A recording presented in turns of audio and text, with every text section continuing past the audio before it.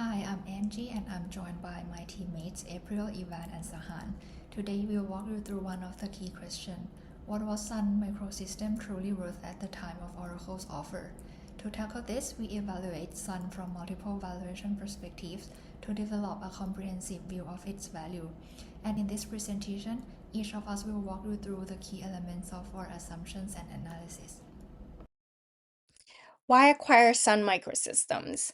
Because Oracle is software and Sun is hardware and platforms. They're complementary halves of the same tech stack. Sun is the only target that lets Oracle own everything from application to disk, which fits Ellison's vision for the firm, the Apple for enterprise.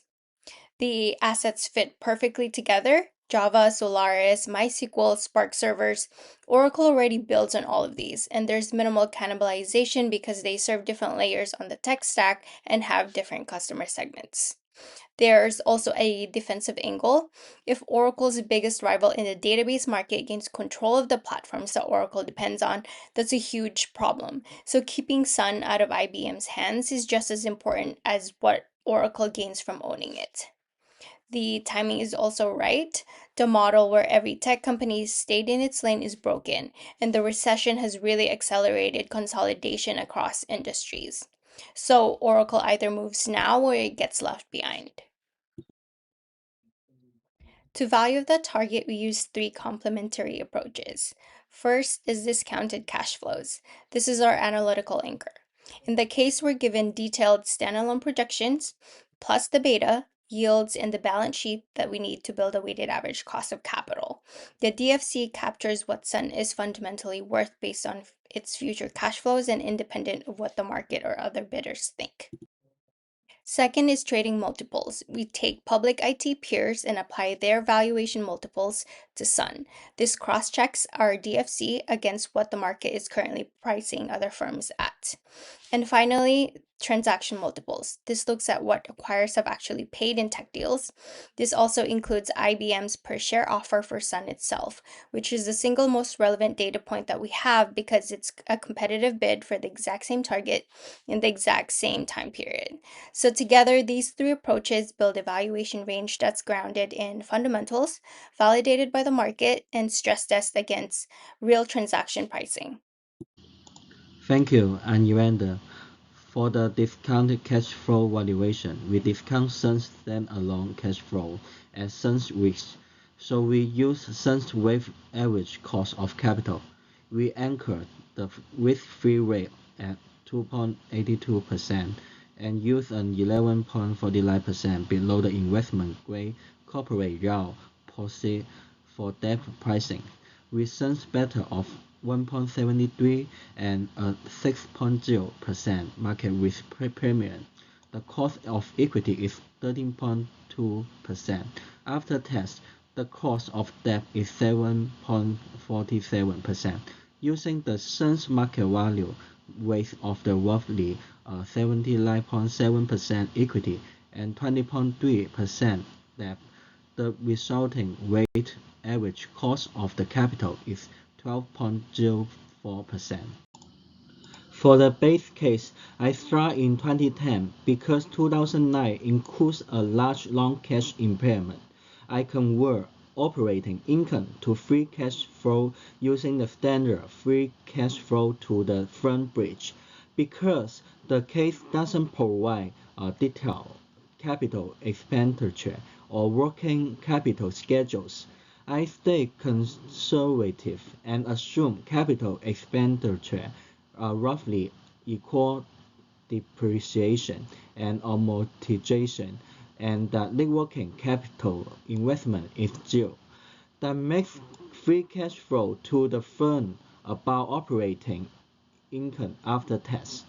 Using a 3.0% terminal growth assumption and discounting at a 12.04% weighted average cost of capital, enterprise value is about $4.58 billion.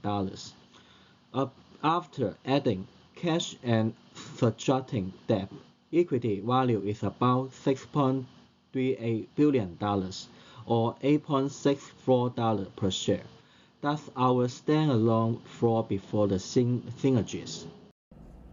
Using market approach to value Sun's business, we select Dell, EMC, Hewlett-Packard, IBM, and NetApp as comparables because they are all enterprise IT infrastructure providers with similar customer base, revenue drivers, and exposure to enterprise IT capital spending cycles. Other IT companies like semiconductor firms and pure software companies are excluded because their margin structures, growth profile, and risk characteristics differ materially from Sun's business. EV for each comparable are calculated focused on EV-based multiples to neutralize the difference in capital structure. The primary multiple used is EV to sales because Sun has negative EBIT and EBITDA, and EV to sales avoids the distortion from restructuring charge and impairments. We only show EV to EBITDA here as a peer reference point. Using the median EV to sale multiples of 1.29, Sun's implied enterprise value is approximately $17.3 billion, which translates into an equity value of about $19.1 billion or $25.91 per share. And this implied value is significantly higher than Sun's trading price of $6.69 and Oracle's offer of $9.4.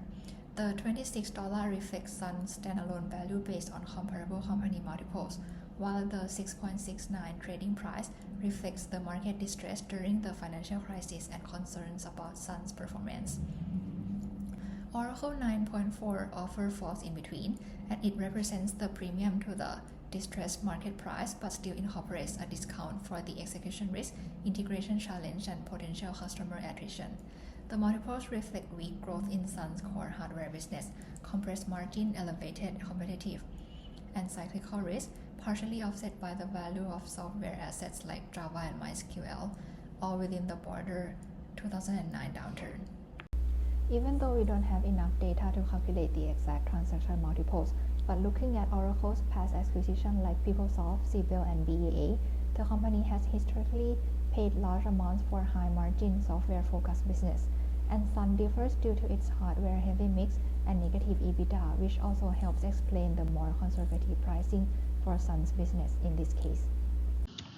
Synergies come from cost reset, platform monetization, and engineer systems. The case casts aside at $900 million of yearly operating profit once fully ramped, but we pay for execution through about $1.1 billion of integration charge, mostly in 2010, plus an early $45 million destruction hit. We value synergies after tax operating profit minus integration cash costs, discounted at the weighted average cost of capital plus an execution risk premium. Now it's about sensitivity. ISG tests two drivers, synergies capture and the execution with discount rate. The enterprise value uplift range from about $0.68 billion to $3.94 billion. Our base case assumes 75% capture and a 14.06% discount rate, which adds about $1.98 billion of enterprise value, or about $2.68 per share. That uplift is what supports paying above standalone value.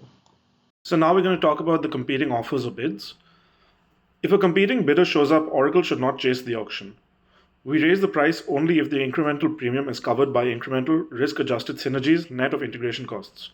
Sun's enterprise value is the right anchor because it has $3.061 billion of cash and investments and about $1.25 billion of debt. So the market EV is about $3.137 billion as on 17th April 2009. The case sets the synergy boundaries up to $900 million annual operating profit ramping from 2011 to 2013, but against a $1.1 billion integration charges, about $0.75 billion in 2010, plus about $45 million initial hit from customer disruption. Our numbers put standalone value near $8.62 per share and synergy adjusted roughly up to about $9.54 to $12.6 depending on the capture and execution risk. We defend $9.50, sweeten it to about $10.50 to $11, and we certainly walk away at $12 per share. Thank you so much for your time. Feel free to ask us any questions.